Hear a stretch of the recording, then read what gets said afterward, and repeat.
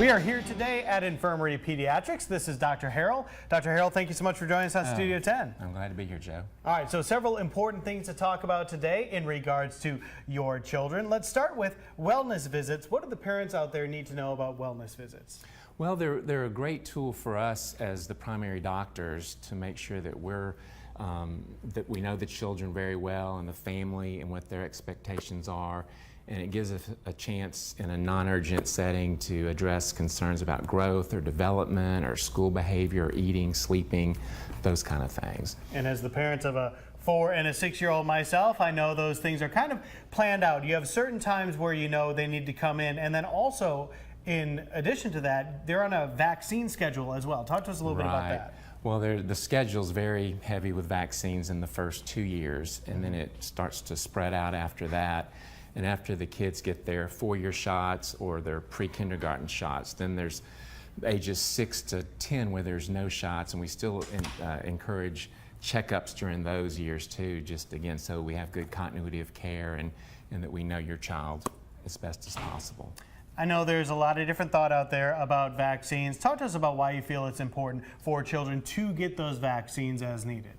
Well, there's still the best way to prevent several serious illnesses, and even though a lot of those diseases aren't just hopping all over the country right now, there's still risks for those outbreaks to still occur. So definitely recommend it. I definitely do, yes. All right, so make sure you plan to have those wellness visits as recommended by your doctor pediatrician so you can get checked on. Now let's go talk to Debra Gardner. Thanks a lot, Dr. Harrell. Oh, thanks. Dr. Gardner, we were just talking about wellness visits and vaccines and some of the preventative measures you can take to keep your child healthy. Another one of those is, of course, taking a look and thinking about things like obesity and making sure they are healthy with that aspect. Talk to us a little bit about childhood obesity. Yes, even with the heightened awareness of childhood obesity, it's still increasing at an alarming rate. And the Well Child Check is one of the greatest tools that you can do to assess that. It's a perfect opportunity for pediatricians to address that issue, and as a pediatrician, it's very important that we do so. At each well check, we are measuring their height, their weight, and if you're on electronic medical records, then it calculates your body mass index, and that gives you an indication of where they are in terms of overweight or obesity. If your body mass index is over 85th percentile, you're considered overweight, and over 95th percentile, it's obesity. So we've talked in the past about ways to help counteract that, and that is going outside to play and getting more activity and decreasing your screen time. So what we need to talk about then next would be to address the diet issues.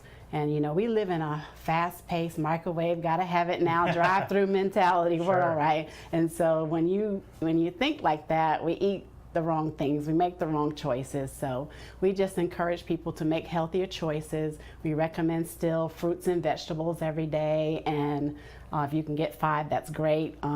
Lots of water, decreasing the junk food, so getting rid of the candy and the chips and the desserts and the junk fast food, and soda is a big one, and sugar sweetened drinks. So get rid of the sweet tea, Kool-Aid, lemonade, Gatorade, Powerade, all those kind of things, and that will help to decrease that risk for childhood obesity.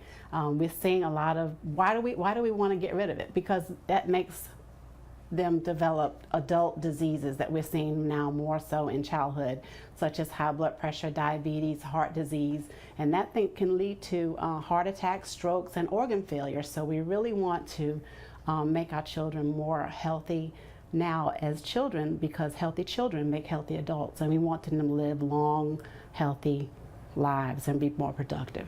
Some great tips and thoughts there. Of course, if you want to know more about any of this, you can always consult with your pediatricians or the good folks here at Infirmary Pediatrics to learn more about what is best for your child moving forward. Dr. Gardner, thank you so much. You're welcome. Have a great day.